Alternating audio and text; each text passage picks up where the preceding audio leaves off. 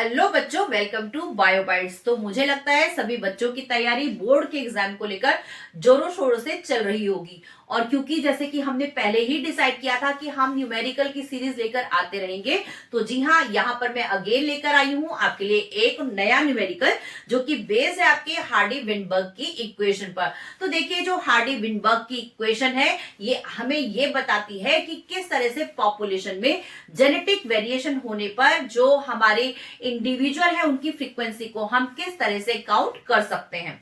तो चलो फिर स्टार्ट करते हैं। तो फिलहाल यहाँ पे हम पहले प्रॉब्लम को डिस्कस करते हैं कि आखिर ये प्रॉब्लम है क्या। तो देखो बेटा, इस क्वेश्चन में क्वेश्चन दिया हुआ है the black colour on the back of finches dominates over the yellow colour. यानी जो फिंचेस, जो बर्ड्स है हमारी, उसमें जो बैक है बर्ड्स का, वो उसमें ब्लैक कलर जो है वो डोमिनेट्स कर रहा है येलो कलर को। So there are 210 individuals with the genotype D. तो इसमें जो है इंडिविजुअल्स यानी ये जो फिंचेस है हमारी 210 जो है वो कौन से वाले जीनोटाइप को बिलोंग करती है? डी। ठीक है, अब क्यों? बट ऑब्वियस, अगर डी कैपिटल दिया हुआ है तो इट शोज कि ये एक डोमिनेंट कैरेक्टर है। यानी क्या मैं इसको ये बोल सकती हूं कि ये डोमिनेंट होमोजाइगस कंडीशन है। बिल्कुल। तो now come to the next, 245 individuals with the genotype D. अब देखिए, यहाँ पे डी तो है लेकिन ये हेट्रोजाइगस कंडीशन शो कर रही है क्योंकि एक कैपिटल है और दूसरा डी जो है वो स्मॉल है। तो हेट्रोजाइगस कंडीशन में जो इंडिविजुअल्स हैं वो कितने हैं? वो है आपके 245। Now and 45 individuals with the genotype D. अब ये दो स्मॉल डी है तो इट शोज कि ये जो आपका जीनोटिपिक जो इन्होंने ये दिया हुआ है, जीनोटाइप दिया है, स्मॉल डी शो करता है ये रिसेसिव कंडीशन का है। तो देखिए, रिसेसिव कंडीशन के जो इंडिविजुअल्स हैं वो है आपके 45। तो deduce the frequency of individuals with dominant, heterozygous and recessive traits. तो आपको जो है यहां पर बताना है कि कितने individuals frequency of individual dominant कितने हैं, हेट्रोजाइगस कितने हैं और रिसेसिव कितने हैं। तो चलो सबसे पहले हम हार्डी विंडबर्ग का इक्वेशन जो है वो जान लेते हैं। तो हार्डी विंडबर्ग का जो इक्वेशन है वो ये कहता है कि p square plus q square plus 2pq equals to 1। ठीक है, तो ये हार्डी विंडबर्ग का इक्वेशन है जो कि जेनेटिक वेरिएशन में, पॉपुलेशन में जो है इस इक्वेशन को यूज करके जो है वो हम न्यूमेरिकल को सॉल्व कर सकते हैं। ठीक, सो अभी देखिए, जैसे अभी हमने यहां पर देखा कि जो हमारे पास गिवन डेटा है वो क्या है कि 210 इंडिविजुअल्स कैसे हैं विद द जीनोटाइप डी। अब ये दोनों डी कैसे है? कैपिटल डी है। तो इसका मतलब क्या हुआ कि ये होमोजाइगस, ये कैसे कंडीशन में है? ये आपका होमोजाइगस। ठीक है, जीनोटाइप क्या है इनका? होमोजाइगस जीनोटाइप है हमारा डी। तो इनकी जो नंबर फ्रीक्वेंसी है ये है हमारे पास 210 इंडिविजुअल। ठीक है, ये होमोजाइगस कंडीशन में जीनोटाइप जो है वो आ गए हमारे 210 इंडिविजुअल्स। इसी तरह से 245 इंडिविजुअल्स कौन से जीनोटाइप के हैं? कैपिटल डी और स्मॉल डी। तो ये हो गए आपके हेट्रोजाइगस, ये हो गए आपके हेट्रोजाइगस कंडीशन। तो हेट्रोजाइगस कंडीशन में जो आपको गिवन दिया हुआ है ये हो गए आपके 245, राइट। अब and 45 individuals with the genotype D. क्या मैं इसको ये लिख सकती हूं कि डी स्मॉल डी है, तो ये हो गया आपका होमोजाइगस। ये कौन से वाला था? डोमिनेंट। तो यहां पे डोमिनेंट कर देते हैं बेटा। ठीक है, क्योंकि ये कौन सी कंडीशन थी? डोमिनेंट थी। आप देख रहे हो ना, कैपिटल डी। तो ये कौन सी कंडीशन है? डोमिनेंट कंडीशन है। जबकि यहां पर जो है ये भी होमोजाइगस है लेकिन ये रिसेसिव है। तो स्मॉल जो लेटर होता है वो आपको शो करता है कि ये रिसेसिव कंडीशन में है। तो यहां पर है तो होमोजाइगस, ठीक है, देन रिसेसिव। जीनोटाइप कितना है इसका? जीनोटाइप जो दिया हुआ है ये है हमारे पास, कितने इंडिविजुअल्स हैं इसके? 45। ठीक है, ये देखो यहाँ पे 45 इंडिविजुअल्स विद जीनोटाइप डी। यानी होमोजाइगस डोमिनेंट कितने नंबर है? 210 है। हेट्रोजाइगस जीनोटाइप वाले जो है 245 है, जिनका कैपिटल डी और स्मॉल डी है। और तो होमोजाइगस रिसेसिव जीनोटाइप है मेरे पास 45। तो इन टोटल यानी टोटल जो इंडिविजुअल्स हैं वो कितने हुए, तो सबसे पहले हम इनको टोटल कर लेते हैं। यानी हमें ये पता होना चाहिए कि जो हमारे पास टोटल है बेटा वो कितना हुआ, 210 प्लस 245 प्लस 45, राइट। सो इनको प्लस कर लेंगे तो देखिए 5 और 5 हो गए 10 0 1 4 4 8 and 1 9 and then 1 10 0 then again 1 2 2 4 और 1 5, यानी टोटल जो आए आपके पास आ गए 500 इंडिविजुअल्स आए टोटल, यानी टोटल जो इंडिविजुअल्स है वो कितने हैं 500।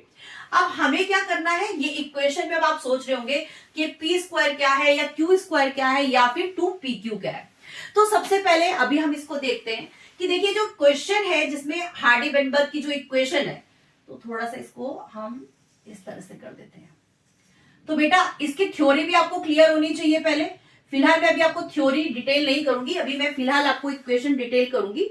तो यहां पर देखो जो ये पी स्क्वायर है, राइट, तो पी स्क्वायर किसको शो करता है, हार्डी-वेनबर्ग की इक्वेशन के अकॉर्डिंग जो पी है, पी स्क्वायर जो है ये डोमिनेंट स्टेट को शो करता है। किसको करता है, डोमिनेंट इंडिविजुअल्स को शो करता है। तो जो ये क्यू स्क्वायर है यहां पर ये होमोजाइगस रिसेसिव कंडीशन को शो करता है। और इसी तरह से जो ये पी क्यू है, पी क्यू किसको शो करता है, पी क्यू शो करता है आपका हेट्रोजाइगस कंडीशन, ये हेट्रोजाइगस, ठीक है, ये जीनोटाइप को शो करता है पीक्यू, राइट। सो बहुत ही इजीली आप इसको इससे कंपेयर कर सकते हैं। तो यहाँ पे जो डीडी है ये कौन सी कंडीशन का है, डोमिनेंट है, यानी मैं इसको किसके बदले में कर सकती हूँ, पी है ये मेरा, ठीक है ना, ये पी के बदले में यूज हो जाएगा यहाँ पे। इसी तरह से ये हेट्रोजाइगस कंडीशन है, यानी ये किसके इक्विवेलेंट है, पीक्यू के। और ये जो जीनोटाइप जो रिसेसिव कंडीशन का, यानी ये क्या हो गया आपका क्यू, ठीक है। सो अभी जो है क्योंकि ये बोर्ड थोड़ा सा शॉर्ट पड़ेगा तो अभी मैं इसको रब करती हूँ और फिर इसको हम कंटिन्यू करते हैं, राइट। लेकिन अभी आप इसका जो है स्क्रीनशॉट ले सकते हैं ताकि जो आगे की जो फर्दर हमारी कैलकुलेशन होगी इस क्वेश्चन में वो आप इसको ढंग से समझ भी पाए और खुद से प्रैक्टिस भी कर पाए। तो हार्डी-वेनबर्ग का जो इक्वेशन है इसमें बहुत इंपॉर्टेंट है इस तरह के प्रॉब्लम को सॉल्व करने के लिए। आई थिंक सो कि अभी बिल्कुल क्लियर इतना तो हो गया आपको कि होमोजाइगस डोमिनेंट जीनोटाइप जो है ये D capital D, heterozygous capital D एक स्मॉल डी, और होमोजाइगस रिसेसिव हो गया आपका कौन सा, स्मॉल डी हो गए। इसके नंबर से आपके पास 45, राइट। सो टोटल अभी आ गए हमारे पास इंडिविजुअल है हमारे पास 500। और नाउ हम फर्दर करेंगे डिटेल अभी इसका कैलकुलेशन, लेकिन हाँ फिलहाल अभी आप जो है इसका एक स्क्रीनशॉट ले लीजिए और उसके बाद मैं करने वाली हूँ इस बोर्ड को रफ, ताकि मैं इसको फर्दर जो आगे जो हमारी डिटेल है हम उसको कर सकें। सो यहाँ पर मैंने इसको थोड़ा शॉर्ट करके लिख दिया है ताकि हम इस बोर्ड को प्रॉपर वे में यूज कर सकें और एक कंटिन्यूटी बनी रहे। तो देखो बच्चे ये जो है आपकी हार्डी-वेनबर्ग की इक्वेशन जो कह रही है p square plus q square plus 2pq it is equal to 1, ठीक है। तो यहाँ पर हमने ऑलरेडी जो कि डिस्कस भी कर लिया है प्रीवियस वाले उसमें पार्ट में। अब देखो बच्चे यहाँ पर जो होमोजाइगस कंडीशन है तो frequency of individual with dominant genotype, ये होमोजाइगस जो कि डोमिनेंट है, कितना है इसका, ये 210 है।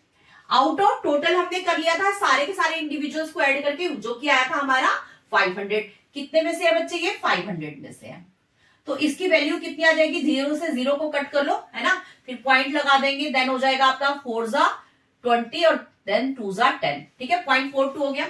इसी तरह से frequency of individual with recessive genotype, तो रिसेसिव जीनोटाइप क्या है इसमें, पी तो डोमिनेंट के लिए था और क्यू किसके लिए, रेसेसिव के लिए। तो देखिए क्यू वाला जो रेसेसिव कंडीशन का स्मॉल डी है जो कि है आपका कितना 45। अब 45 नंबर तो है इंडिविजुअल की, out of what, out of total क्या है 500। अगर अगेन आप डिवाइड करेंगे तो कितना आ जाएगा आपका 0.09, ठीक। अब इसके बाद आ गया आपका हेट्रोजाइगस जो है आपका पीक्यू, ठीक है, जो कौन सी कंडीशन का है आपका 245। तो 245 आउट ऑफ व्हाट, ये देखो ना स्मॉल कैपिटल डी और स्मॉल डी, तो हेट्रोजाइगस हो गया ना कंडीशन, तो frequency of individual with heterozygous, ठीक है, ये हो गया आपका 245 आउट ऑफ 500, ठीक है। तो यहां पर अगेन आपने डिवाइड किया तो आ जाएगा आपका 5 4 जा 20 और 5 9 जा 45, ठीक है। तो देखिए जो हार्डी विनबर्ग की इक्वेशन है वो कहती है कि P plus q equals to 1। ठीक है बच्चे, अब देखिए यहाँ पर क्यू स्क्वायर इक्वल्स टू कितना है, यहाँ पे लिख देते हैं क्यू स्क्वायर कितना है, इक्वल्स टू 0.09। तो क्यू इक्वल्स टू कितने की हो जाएगा, है ना 0.3। ठीक है, क्योंकि रूट हो जाएगा ना, क्यू इक्वल्स टू क्या हो जाएगा रूट 0.09। तो क्यू की वैल्यू कितनी हो जाएगी 0.3। ठीक, सो अभी आप यहां पर देखेंगे, अगर आप पी की वैल्यू को चेक करना चाहते हैं कितनी है पी की वैल्यू, तो आप क्या करेंगे, यहां पर आपने क्यू की वैल्यू रख दी इक्वल्स टू 1। आप पी की वैल्यू को फाइंड आउट कर सकते हैं। ठीक है, आप इसे क्रॉस चेक भी कर सकते हैं, आगे आके आप देखेंगे कि किस तरह से आप इसको क्रॉस चेक कर रहे हैं, और आप इससे वैल्यू भी क्या कर सकते हैं, फाइंड आउट कर सकते हैं। तो देखिए अब आपका जो ये पी है, पी आप इजीली निकाल सकते हैं, पी इक्वल्स टू 1.3 उठ के इधर चला जाएगा माइनस 0.3। तो व्हाट इज द वैल्यू, आपका आ जाएगा 1 में से 0.3 को माइनस किया तो आ जाएगा आपका 0.7। यानी आपके पास वैल्यू कितनी आ गई पी की 0.7, लेकिन आपसे क्या पूछा जा रहा है, पी स्क्वायर, है ना। तो P अगर आपका 0.7 है तो P स्क्वायर कितना हो जाएगा आपका 0.49। ठीक है, P स्क्वायर कितना हो जाएगा आपका 0.49। अब Q की वैल्यू आपके पास, Q स्क्वायर आपके पास है, P स्क्वायर आपने निकाल लिया, और 2PQ यहीं से देख लीजिए आप, तो 2PQ, P की वैल्यू कितनी थी 2 की 2 रखा हमने, 0.7 रखा है यहां पर, और इंटू Q की वैल्यू कितनी है आपका, दैट इज 3.3। ठीक है, अब आप इसको मल्टीप्लाई कर लीजिए, 7 3 हो गया आपका 21.21 और इंटू 2 कितना हो गया आपका 0.42। अब देखिए आप इसको खुद से चेक कर सकते हैं, क्रॉस चेक कर सकते हैं। देखिए इसी इक्वेशन में हम वैल्यूज को पुट करेंगे, तो देखिए पी स्क्वायर की वैल्यू क्या है, पी स्क्वायर की वैल्यू है 0.49। इसको थोड़ा सा ध्यान से देखना, इसको मैं ना ब्लू कलर से करती हूँ ताकि थोड़ा सा सेपरेट रहे, अदरवाइज बहुत कंजस्टेड लगेगा आप लोगों को। इसको शॉर्ट कर देते हैं ये यहां पर। ठीक है बच्चे, अब देखो पी स्क्वायर की वैल्यू कितनी है, पी स्क्वायर की वैल्यू है 0.49। ठीक है बच्चे, अब इसके बाद आ गया आपका क्यू स्क्वायर, क्यू स्क्वायर की वैल्यू कितनी है भाई हमारी 0.09, और प्लस आपका ये 42 था, और PQ की वैल्यू कितनी है 2PQ की 0.42। तो अगर आप इसको प्लस करेंगे, अगर आप इसको प्लस करेंगे तो देखिए 9 9 18, 18 और 2 कितने होगा 20, 0 2 होगा, अब 4 और 4 8 और 2 ये हो गया 10, और क्योंकि 2 प्लेस के बाद डेसिमल है तो यहां पर। सो अब आप इसको खुद से क्रॉस चेक कर सकते हैं इन नंबर्स को ऐड करके। तो देखिए आपने पी स्क्वायर के बदले में 0.49 रखा, क्योंकि आपको पी स्क्वायर की वैल्यू पता थी, यहां पर आपने क्यू स्क्वायर के बदले में क्यू स्क्वायर की वैल्यू रख दी, PQ के बदले में आपने PQ की वैल्यू रख दी, और जब आपने इन तीनों को प्लस किया तो वाकई में आपका जो ये नंबर आया वो 1 के इक्वल आया। इससे हमें क्या पता चलता है, इससे हमें पता चलता है कि हार्डेस्ट विनबर्ग की जो ये इक्वेशन है वो इसमें एप्लीकेबल है। सो इन दिस वे आप हार्डी विनबर्ग की इक्वेशन से जो है इस तरह की जो पॉपुलेशन से रिलेटेड, जो जेनेटिक वेरिएशन से रिलेटेड जो क्वेश्चंस है वो उनको सॉल्व कर सकते हैं। बट अगेन देखिए इन सब न्यूमेरिकल्स को करने के लिए प्रैक्टिस चाहिए होती है, तो आपको सिर्फ देखने से नहीं होगा, आपको खुद से प्रैक्टिस करनी पड़ेगी, खुद से सॉल्व करने पड़ेंगे, तभी जो है आप इन क्वेश्चंस को अच्छे से कर पाएंगे। क्योंकि आना एक अलग चीज होती है और उसमें टाइम मैनेजमेंट करना अलग होता है। तो जब आप इनको खुद से प्रैक्टिस करेंगे तो आप अपने आप को चेक कर पाएंगे कि आखिर आप कितने टाइम में इस क्वेश्चन को कर पा रहे हैं। सो यहाँ पर इसके साथ ही हमारी ये वाली प्रॉब्लम तो हमने सॉल्व कर ली है। सो नेक्स्ट मिलते हैं देन एक नई चीज के साथ, एक नए न्यूमेरिकल के साथ, नई वीडियो में। सो हाँ, लेकिन अगर आपको ये जो क्वेश्चन है, ये जो न्यूमेरिकल है, अगर आपको समझ में आ गया है तो आप अपनी इस वीडियो को अपने फ्रेंड्स के साथ भी शेयर कर सकते हैं, ताकि उनका भी जो न्यूमेरिकल पे जो कॉन्फिडेंस है, उनका भी न्यूमेरिकल को लेके जो फोबिया वो पूरा दूर हो जाए, बहुत ही कॉन्फिडेंटली सब बच्चे जो है वो न्यूमेरिकल्स को बहुत ही अच्छे से कर सकें। सो मिलते हैं देन एक न्यू वीडियो में, तो तब तक बने रहिए मेरे साथ। Bye bye.